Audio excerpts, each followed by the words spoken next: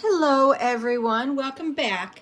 So I wanted to create a video for you that sort of outlined or went through the colors that I typically find myself laying out in my palette consistently and speak about why I use them.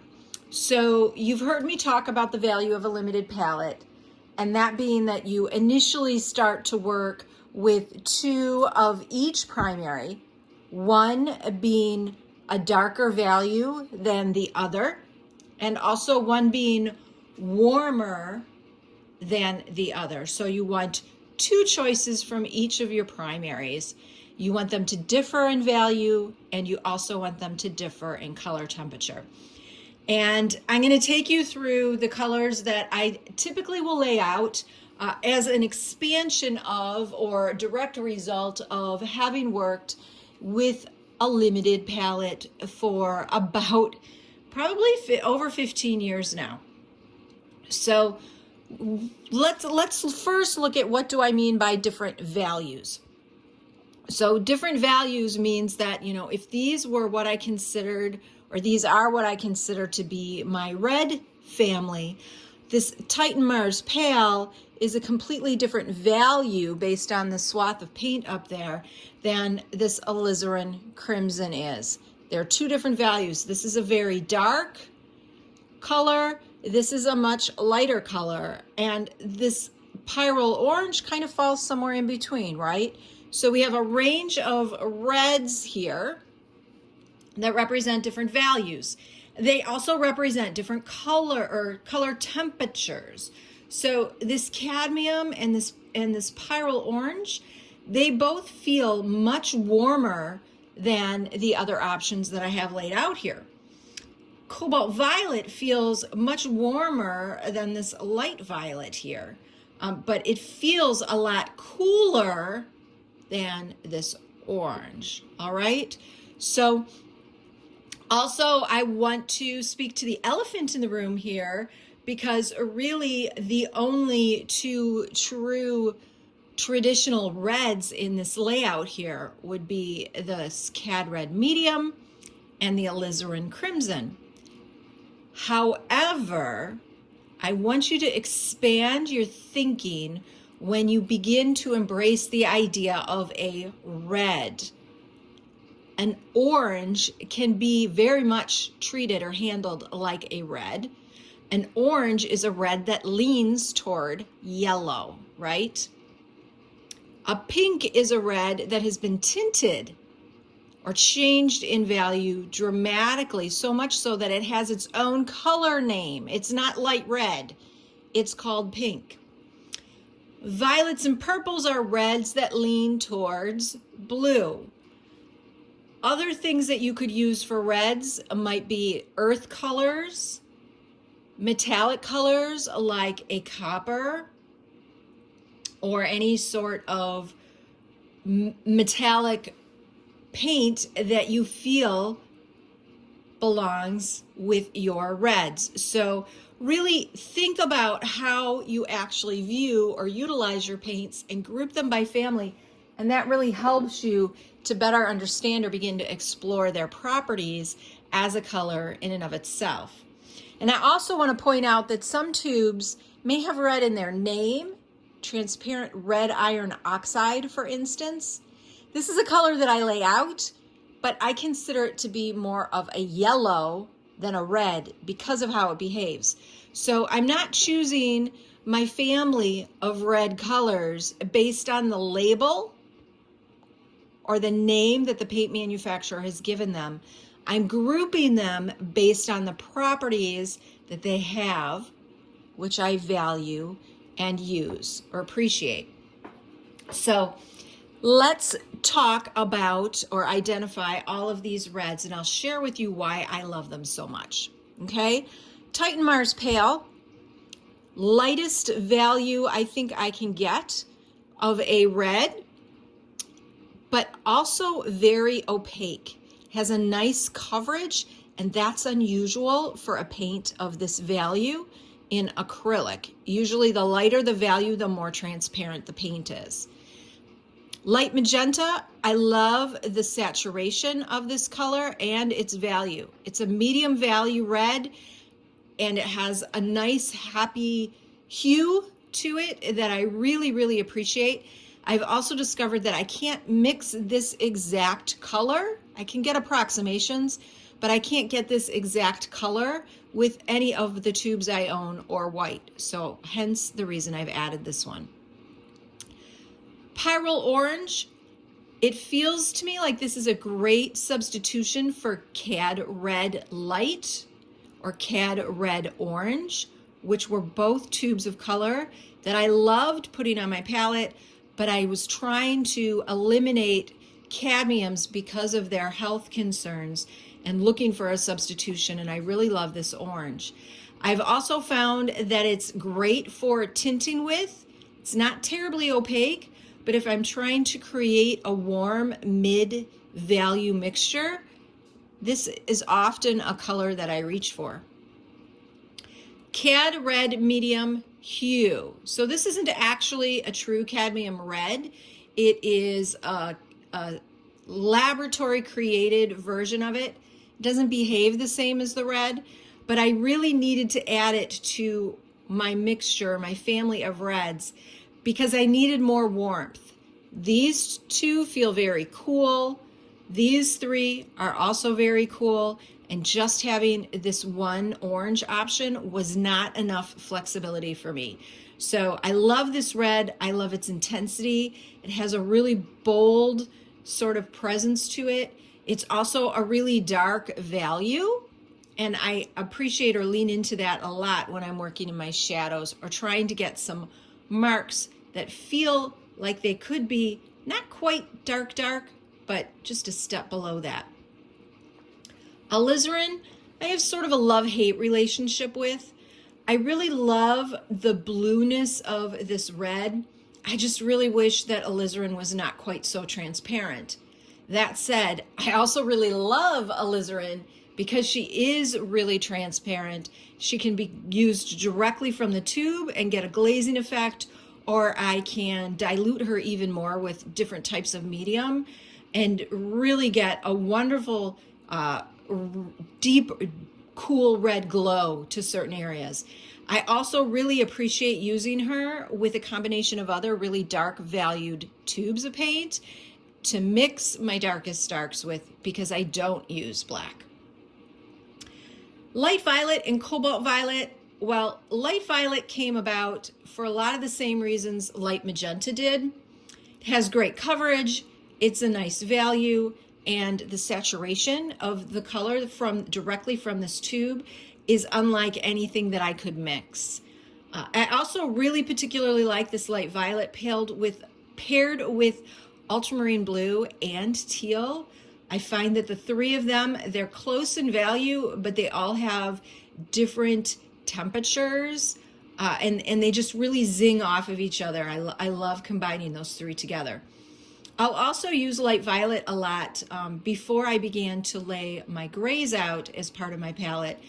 My light violet was something that I reached for quite a bit to neutralize or push my color back, because it has a good amount of red and blue in it both. It's a great neutralizer in that regard. The cobalt violet hue is another really transparent color, and it's much redder than it feels or looks here on the tube. I love this for glazing. I love this for mixing when I don't necessarily want to change my value, but I want to push my color mixture towards a red blue. I'm going to lean for this. And I also really like this because while this violet feels really clean and saturated and bold, this violet feels a little earthier and has a little bit more yellow in it. And it goes fantastically with the earthy colors that I like to use, and the browns and the neutrals. All right, here we are looking at the other family of primary colors, that being yellow. Now, yellow is a little bit of a trickier primary for me personally than red or blue, because yellow really doesn't encompass a whole lot of value ranges herself. Yellow sits in the lightest lights when she is the cleanest and the truest to her name. However, I have also found some darker yellows or maybe hybridized versions of yellows that I really appreciate and enjoy to use. So I'm going to walk you through these. Now, my original yellows that I used the very first time that I was working in a limited palette, I used two variations of this Cad Yellow Dark. I used a Cad Yellow Dark and a Cad Yellow Light. The Cad Yellow Light felt a lot like a lemony yellow, but it was still pretty powerfully pigmented. And again, I'm trying to move away from those cadmiums. So as a result, I am now using this light bismuth yellow. It doesn't give me a whole lot of coverage, but it's got just this glorious pop of light saturated color that if I go to tint any of these others down, I don't quite get this feel. So she is unique in the fact that she is so light in value and also carries a good amount of saturation. Naples Yellow, I fell in love with or became obsessed with maybe 3 years ago. She slowly crept her way into my palette and has not left since. Now, I know that I can mix a close, pretty good, I can mix Naples Yellow very easily in my sleep. However, because of the quantity of it that I use, I really like to buy her in the tube so that I can just squeeze her out and get working right away without any sort of delay. And I'm all about productivity in my workspace, and this is a color that enables me to just work a little bit more quickly. Cadmium Yellow Dark, you can't beat this color, in my opinion, for the clarity of the saturation, for how well she mixes with other colors, and just the brightness that she brings to a painting. But while trying to reduce the toxins in my studio, I'm looking for alternatives. This Marigold is one of the few non-golden paints that I use. And I love this color because it's very close and behaves very much like this. But I also dislike this color because the paint is runnier than my Goldens. And when I tend to put it on my palette, it becomes very thirsty or moves and grows and expands. So sometimes if I'm going to use this color, I'll put her on a separate paper plate, or I won't add her to my palette until I actually know that I need her because of her tendency to swallow up the colors that are adjacent to her. Green Gold, I know my tube is kind of mangled here. Green Gold, this is an instance of a color that says it's in the green family, says it's in the yellow family. It looks like it's in the green family, but for me, when I'm mixing it into my sensibilities, it feels very much like a yellow. And what I discovered was when I had this Green Gold on my palette and laid out inside my green family, I didn't use it as much. When I have it on my palette and I lay it out inside the yellow family, I see that it's there in my yellows when I'm reaching for things to lighten and brighten.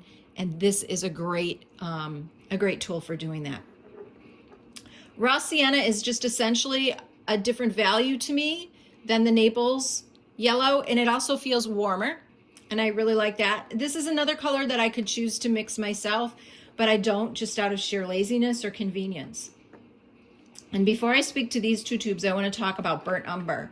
Burnt Umber could actually be considered a red, but I group it with my yellows because I find that, well, the bulk of these I use to lighten and bring a hint of yellow or warmness.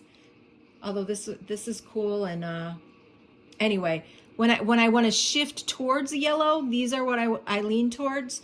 But when I want to shift towards darkness but still have it feel rooted in a yellow base, this Burnt Umber is what I use. And then I love both of these two colors.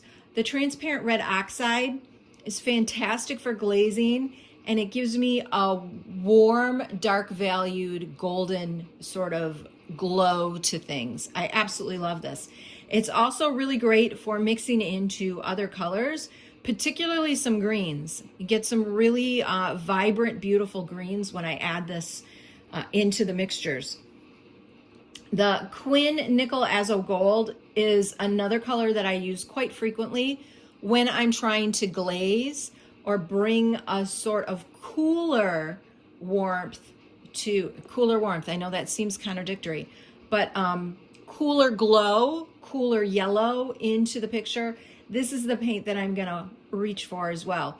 These two I don't always lay out in my palette, just for spatial reasons, and also because I know that they're in my toolkit if I decide that I need to use them.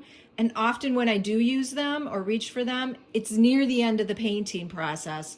And I'm using them as a glaze, so they're not inhibiting or impacting the overall harmony. Because I'm glazing them, I tend to glaze them mostly over top of the surface or over a good quantity of the surface.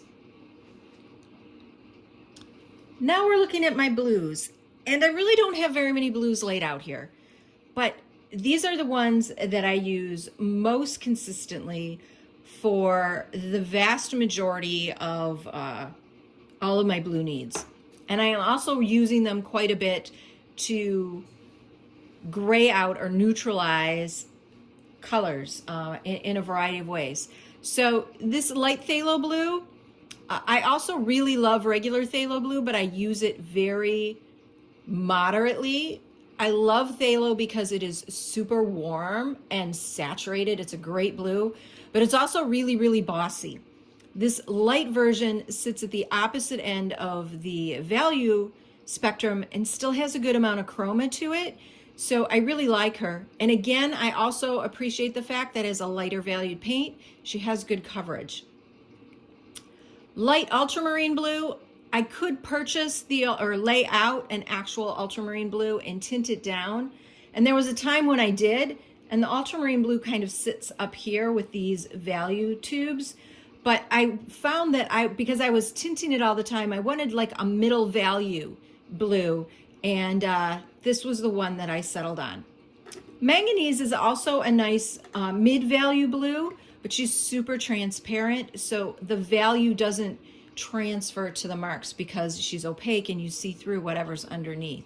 So she can go over a lighter mark and feel like she is a lighter value, or she can go over a darker mark and read like a darker value, but still carry that good amount of chroma. I love this warm, you know, this feels warm, this feels cool, this feels warm, this feels cool, this feels a little bit warmer, this is cooler, this is warmer. So I really have a step of from warmth to coolness amongst my blues, and I play with that quite a bit in the marks that I mix or colors that I mix. Smalt is probably the newest blue in my palette here, and she is a dirty blue. She is fantastic for tinting without shifting, or not tinting, for shifting the color without shifting the value. She plays well with everyone, and she also makes for a great glaze. And by herself, she almost feels violet. There's a little bit of red in the smalt, which I love. Cobalt blue can feel warm and cool both. She is very fluid in that regard, and I love her. I also get a good amount of coverage from her, and this is a hue. So this is another one of those laboratory produced pigments. It's not the actual true cobalt, which does have some health concerns. Now I have both Prussia here and anthraquinone. I was using Prussia blue for quite a bit, and what I found when I had this Prussian blue here was that when I was using these 6 tubes together, really only the manganese felt like it was warm. Everything else felt really cool. And I was struggling with getting a range of color temperatures in my blues without really losing my chroma. And so what I did when I realized that was I swapped my Prussian out for Anthra. I love Prussian. I absolutely love her. She's dark and dense, and you get this really fantastically beautiful blue mark from her. She's also really similar to Payne's Gray, which I lay out with my grays.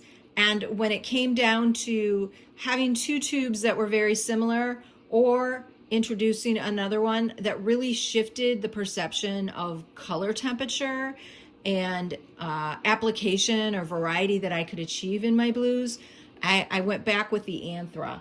There was a time years ago that I laid these both out together, but now I just lay out the Anthra. And for the most part, the Anthra is very close to the Prussian in color temperature as well as in coverage, but she is much, much warmer. Now, I know at the onset of this video, I spoke specifically about a limited palette and sticking with primaries. What is going to happen as you begin to work with your limited palette and your primaries is that you may discover some secondary colors that you just can't mix, or you might choose to invite some other secondary colors into the mixture that don't feel like they're part of a family of anything. I intentionally invited these greens in to help better my understanding of green. I really feel like I have a limited appreciation for and a limited ability to mix greens that really matter to me. I'm still working on that. And therefore, some of these colors, it came about as a way for me to address that. Now, this Titan Green Pale is here for the same reason that I have that pink version. Light in value, so it's really going to help me get some high key marks down. Has just enough of a color temperature to it that it feels like it is cooler when it's placed next to the Mars Pink or even to a Titan Buff. I really like this color a lot. The light green yellow is here because I found I couldn't mix a green with the blues and the yellows that I had chosen for other intentional reasons. I could not get a green that felt this clean and happy. So the light green yellow is here just for that reason. I don't always lay out the permanent green light. I feel like it's too Crayola for me. It's too predictable, but I actually really do like this color. And if I find that or plan that a painting is going to include or lean into greens, I may add this outright at the very beginning. I absolutely love this teal, and I happen to still have a really large tube of it. I don't think you can buy this color anymore. I think the light turquoise phthalo is now the replacement for the teal, which is why I have this here. But you can see this teal has got a bit more saturation, and it feels like it has a bit more blue to it than this turquoise phthalo light has. But I do interchange them, although I prefer this one, but now that my tube's half gone, it's getting a little precious. Cobalt green is a relatively new color to my palette, and she is here because she's got a great dark value, and she's also a really nice dirty green. She's not very Crayola at all like this, and actually this feels a little Crayola as well. She feels a lot more natural, sort of like an olive green in the shadows. I really appreciate this cobalt green, and I love to mix this cobalt green with that cobalt violet. I get such a wonderful saturated gray. It's really, really satisfying to look at. The Hooker's green is here because she is dark, but yet she still has a good amount of pigment to her. And I reach for Hooker's green whenever I want to take a mixture into a darker value. This one does it for me all the time. And also this one paired with any of my other darks that I lay out is a great deep counterpoint to a black shadow. I can get some really nice saturation with this. Okay, now you are looking at what I consider to be my neutrals in the palette that I lay out. So of course I have a titanium white. This is a white that gives me a nice coverage. It's still not as opaque as I would like at times, but it's definitely more opaque than zinc white. I will often use zinc white if I am looking specifically to glaze something with a lightest light or a lighter light. Zinc is naturally transparent and a great base for any sort of glaze work. And I have a big tub of that or jar of that I just scoop out when I need to. But this is the one that I put on my palette. Titan Buff, I guess you could consider this a yellow too, but I consider it part of my family of neutrals or grays because it's a value step from this white, but it's also a really light. So, you know, it's not a pure clean white that can sometimes feel really chalky. And actually I can't think of when I use titanium white straight up out of the tube. I hardly ever do that. It's almost always being used to tint something. But that said, I'll use titanium white if I want to tint something more so than Titan Buff. Titan Buff feels like it lightens and warms. This one lightens and cools. But as you can tell, we have a nice value jump between these two. So I will need, if I want something lighter than this, I have to go for the titanium white. And then I want to talk about the grays that I have here. So about a year ago, I started intentionally laying these grays out in my palette as a way to give me actual stop gaps in or measuring points for my paint values, my mixture values.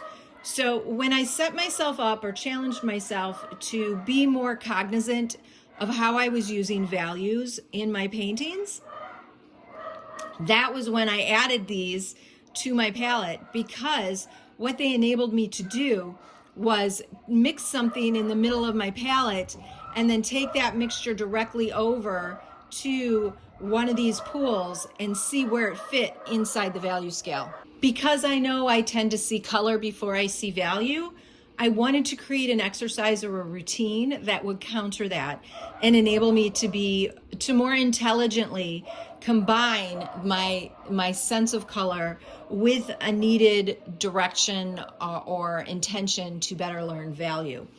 So, you know, originally I would just put a small dollop of these grays and Payne's gray, which I considered my darkest dark, but was not black. I considered these to be points of measuring when I was mixing my colors. And then I actually started using them in my colors.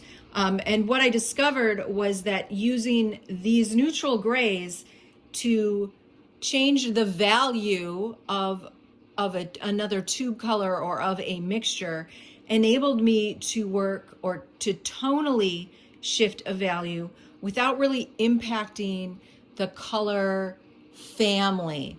So for instance, if I were to tint something with this neutral gray versus an alizarin, the neutral gray isn't going to shift or add anything other than a neutrality to the mixture that I already have. Whereas if I added alizarin crimson to that mixture I already have, the nature of that tube, the color alizarin, is going to add that red-blue quality to whatever the mixture is. So adding these neutrals to my palette enabled me to choose to mix colors tonally versus chromatically. And I really love that flexibility. And then regarding Payne's gray versus black, I have found that black to me feels really flat, and I don't enjoy working with it.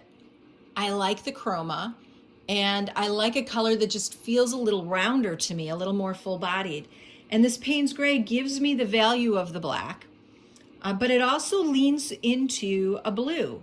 And it is a great way to have a little bit of color or chroma to my darkest darks. And that's something that I really value. So that's why I tend to use Payne's gray, very rarely use black. I mix my darkest darks from chromatic tubes. And I guess it's sort of the polar opposite of my limited use of titanium white as well. I just really like my chroma, and therefore I tend to lean towards mixtures that aren't a 1 or a 5. If we're on a 5-point value scale, I want everything in between because that's where the color sits.